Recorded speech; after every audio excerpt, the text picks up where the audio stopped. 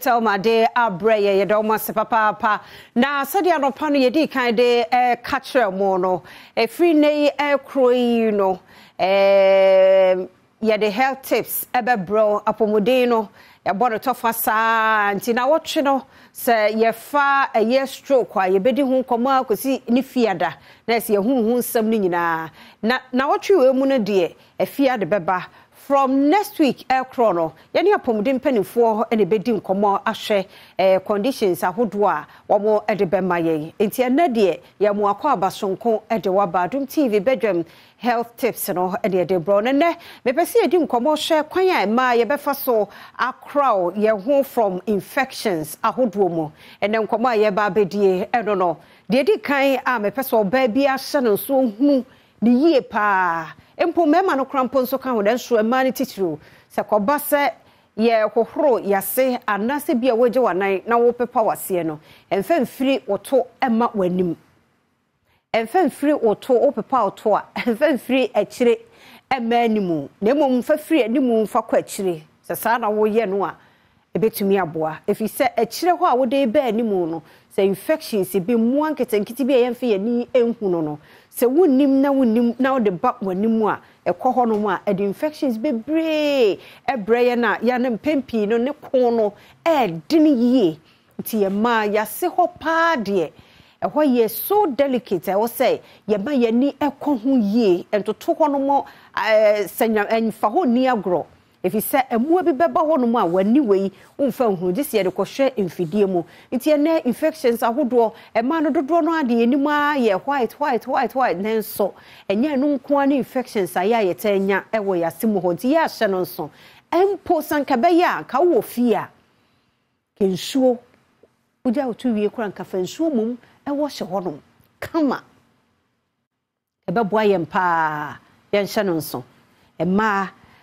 yem panties na ya ye hyenso ebi wo hono a etimi generate heat ewo ye ho ti ye very careful tia no ono wota chi infection e ba ya simu ho pa nti ye hyenso nso ewo ho ni tichu ene se ebi a onso woto no wo pepa ai so wo pepa o enso still wo behunu no wo yi pant na wo be wie no wo hu se bi a kakra bi a ye mu wo ho nti se wo kwahye pant na eto no ye fia na safi na wo nante ko ba nyina na etwi na de ko na eba na yesi so wo ho to bon so wo ye wo yie pa and so still infections how adwene ebi no ye ko amansan ja nan so a ya yenye very careful sanya pa so wo yam bi pa na ye wo ya na wo so wo tena so a ka bi a hange wo WC ne so a ka no so ebe boa wo pa but first thing a wo be ye be boa wo aso ba ura washroom ho bia no matter die say so na ni ye clean say ye die ka be ya ye di kan flash answer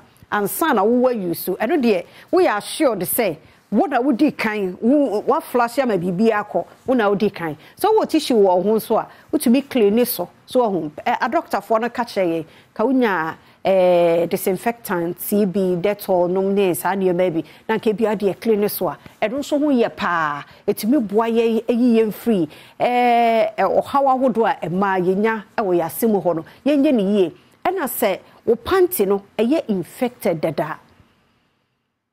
se sikakura na eni ho na obetimi a change ne be nke ma no ka nyame ye adom pa na mu ya ka 6 months bia kranka wo andis no wo panties ni titu ka wo change no a anka yo nenso bia ho kire no ne ade wunya ne saa nti dia doctor fo no ya o mo advice ye mpa kra ne say ka wo si wo panty no kranka ye mfa hata abonten na nenso wan hwe a wunim de ono ne te ho adwena wadwene ade afa ho nti na dodo no aye hange wo ye dem ye washroom honum na ne ya hange ye panties no ne ade eye nenso ya na mo na wase ye mfa ye ni hunu no ahwa no still why you wet nti omuntimi nwu nti ayo say wasi woni ema yie wa hange nom ne ade nso still infections ne da so how de obeya iron ase honum no a iron de say obi wo dem nti say wuntumi ensesam a na che say ne wa iron ne hono so ebetumi aboa yenye sa no manketenkiti werum ebeboa ye mpa free infections ahodo ya ma yetai enya nti aha enene health tips nkomo kakra ye dwoda idie medi besie medi afia amankwa tamaplo mekwa ba ne ahwe your birthday